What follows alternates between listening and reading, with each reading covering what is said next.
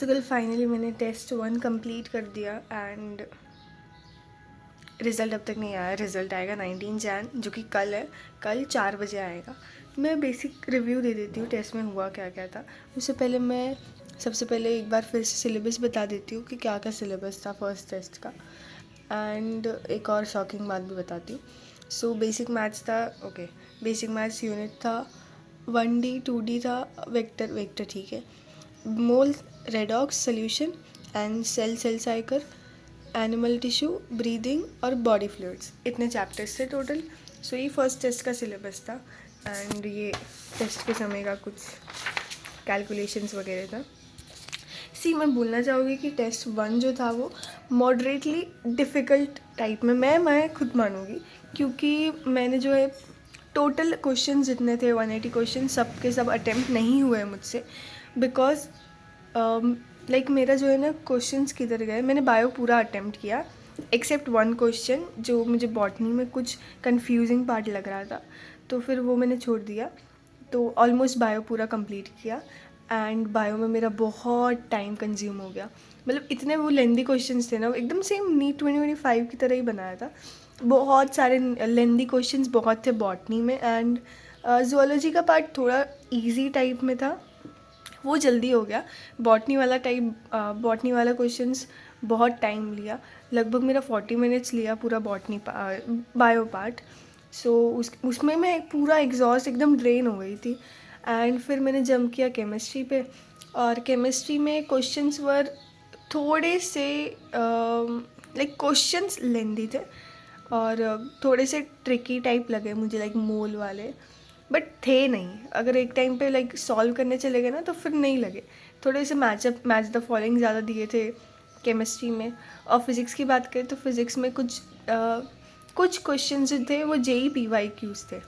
तो जो मैंने JEE-PYQs देखे थे वो सेम टू सेम आ गए थे। तो आंसर नहीं रटा था भाई, मैंने सॉल्व किया खुद से, ठीक है। हाँ, तो फिर वही JEE-PYQs आ गए थे सेम। कुछ एडवांस के भी आए थे क्वेश्चंस, मुझे याद है अच्छे से। सो 1D का था आई थिंक सो, हाँ वो एक एडवांस का क्वेश्चन था। और बात करें तो फिर हाँ, मैं एकदम शॉकिंग पार्ट बताती हूँ। जब मैंने टेस्ट सीरीज़ ख़रीदा था, सो आई डिडंट न्यू कि लाइक मैंने बिल्कुल ध्यान नहीं दिया कि नहीं ये हर वीक में है टेस्ट। मुझे लगा कि जैसे मेजर टेस्ट सीरीज़ होते हैं या फिर टेस्ट सीरीज़ होते हैं बाकी सब इंस्टीट्यूट्स के, तो 15 डेज़ में होगा। But the shocking part was like कि हर वीक है ये। लाइक अभी जो 17 जो कल हो गया, अभी 24 को है, जो मतलब कल सैटरडे हुआ, अभी ये सैटरडे को है, और ये सैटरडे को पोर्शन और बढ़ गया है। मतलब केमिस्ट्री में देख रहे हो कि केमिकल, आयनिक और इलेक्ट्रो, तीनों के तीनों, वो भी कंप्लीट चैप्टर, मतलब तीनों एक साथ। ऐसे तो दे सकते थे ना यार, केमिकल अभी दे देते, केमिकल काइनेटिक्स दे देते कम से कम, लाइक एक हार्ड और एक छोटा सा। नहीं नहीं नहीं, इनको बच्चे की जान लेनी है। और भाई नेक्स्ट टेस्ट में फिज़िक्स का सिलेबस देखो, मतलब ग्रेविटेशन है, सॉलिड्स है और फ्लूइड्स भी है, पूरा पूरा मतलब पूरा फ्लूइड्स है।